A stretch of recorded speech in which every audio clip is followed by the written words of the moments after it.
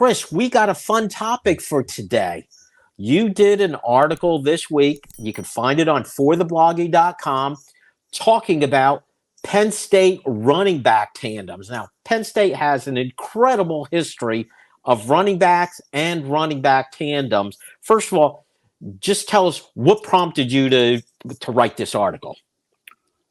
Well, Jim, I think anybody who's been listening to or watching the Obligatory Pregame Show or podcast over the years knows that my co-host Kevin Horn and I both have a real passion for Penn State history and Penn State football history. And I think if you can orient what's happening on the field in the present day in the larger context of the ongoing story of the program, it makes it more fun to be a fan. It makes the experience richer. And so when I think about Penn State's history at the tailback position and all the great players we've had there, naturally that leads me to think about how many great combos of backs we've had at the same time, because we recruit so well at running backs. Often you have a guy who's too good to keep off the field. And right now, what we've got in Nick Singleton and Kaytron Allen, either of whom could go to practically any FBS program in the country and be the undisputed number one overall starter, is pretty special. And so I just thought, as we're going into what we all think is going to be the last year for both of these guys, I thought I'd look at how they stack up against some of their predecessors in terms of the great running back duos we've had in blue and white. Well, we got to start with this, though. You're judging running back tandems. You had to have some parameters. How did you define a tandem? Yeah, so these guys are somewhat unique in that their careers are exactly the same seasons. So they came in at the same time. They're going to leave at the same time.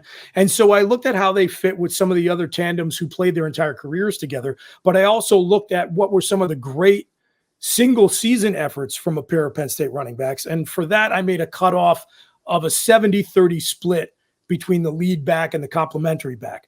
The lower producing of the two running backs had to have at least 30% of the yardage.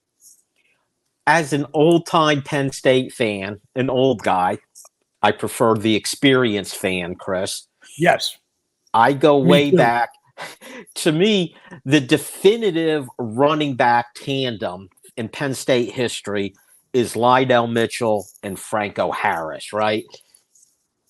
I'm an old guy, so maybe I'm kind of rooting for the old guys. What did you find out? What was the lead pair that you found in the history of Penn State running backs? Well, you are right to romanticize the Lydell Mitchell, Franco Harris backfield, Jim. In fact, my number one takeaway from doing this research is that we probably don't talk about them or appreciate them enough.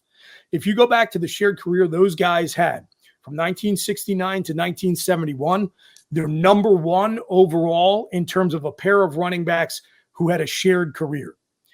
And then if you look at the best single season performances from a tandem of Penn State running backs, their 1971, absolutely unbelievable, mind-boggling numbers, is number one overall. Those guys got in the end zone together a total of 32 times that year. A great season for Penn State, too. They were 11-1 and beat Texas in the Cotton Bowl. So really leadership on the field for a great Nittany Lions team. And for the younger folks in the audience who don't know, both went on to tremendous professional success. I'm sure there are a lot of Steelers fans who know the Franco Harris career numbers and accomplishments by heart. 4 Super Bowl rings, the Immaculate Reception enshrined in the NFL Hall of Fame. Lydell Mitchell, also no slouch, is probably fell just short of enshrinement in Canton, but is a college football Hall of Famer and is still to this day, Jim, behind Edgerrin James, number 2 overall in Colts franchise history for total rushing yards. And I think because Franco went to the NFL, became a Hall of Famer, and again, because it's a Steeler that's in Pennsylvania, a lot of Penn State fans, Lydell Mitchell probably gets overlooked a bit. He was actually the lead back of the two, though, in college, right?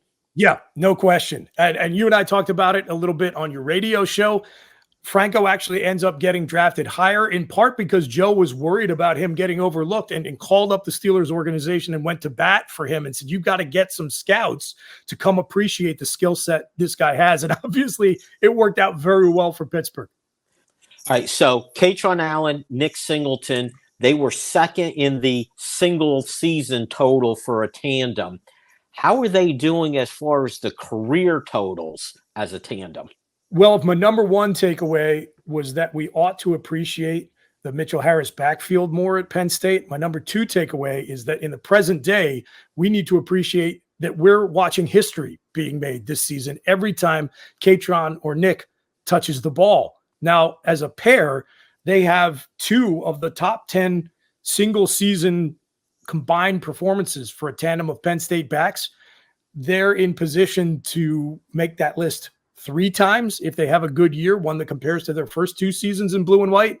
And if they have anything, Jim, even remotely approaching what they have done as freshmen and sophomores, they are going to surpass Franco Harris and Lydell Mitchell as having had the most productive shared career for a pair of Penn State running backs. They're only about 1,300 combined yards away from doing that. And even their less productive 2023 of the 2 seasons they've tallied so far got them over 1,600 yards on the ground. So thinking about what Andy Kotelnicki likes to do in terms of prioritizing the run and using it to set up everything else he does creatively with his offense, we could be in for seeing those guys rocket past Franco Harris and Lydell Mitchell, who, because of the way the NCAA has kept its record books, don't get to count their bowl stats. Only since 2002 have bowl stats counted in the official record.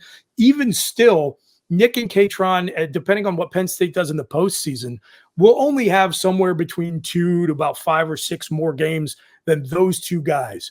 So, folks, you need to go back and watch and read about Lydell Mitchell and Franco Harris and what they meant to Penn State football in their day. And you also need to appreciate that as great as they were, we've got a pair of guys who are going to stand shoulder to shoulder with them at the end of their careers. As fans, we got to appreciate that we're watching history this year with that pair. Fingers crossed that they stay healthy. Last question, Chris, though. On these lists that you made with both single season and career, who are a couple of the other names that us old-time Penn State fans will appreciate seeing again? Well, the guys I am going to shout out for sure are Curtis Enos and Aaron Harris, who are 2 of my favorite Penn State running backs, in part because I was in school here while they were here. But their 1996 campaign, shout out to Brandon Noble, who was a senior that year and was defensive MVP of the Fiesta Bowl. They were number 4 overall in terms of the best single season productivity from a pair of Penn State running backs, nearly 1,800 yards and 22 scores. So we probably, especially Aaron Harris, don't talk about enough because his career was cut short by injury. But before he got hurt, Jim, he had one of the best all-around combination of running back traits I've seen from a player at the position at Penn State. Well, you got to shout out your contemporaries. I want you to give some credit to one of my contemporaries, yes, Kurt Warner, whose name was all over this list.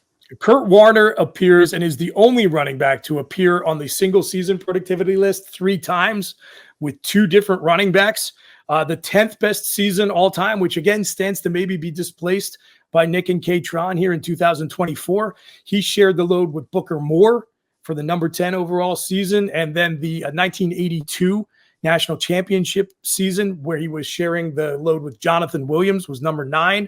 And then John Williams and Kurt Warner appear again in 1981, another great year for Penn State, number 7 overall. So you talk about Penn State running backs who we don't talk about enough. Kurt Warner with a C for you younger folks out there is probably one of those guys. He was like he was gliding on grass when you watch that guy run, but he could also deliver a surprising amount of power. Go back and watch his highlight reel, folks. He's fantastic. Recommendation after listening to this, get on YouTube, look up some of these players. You're going to really enjoy it.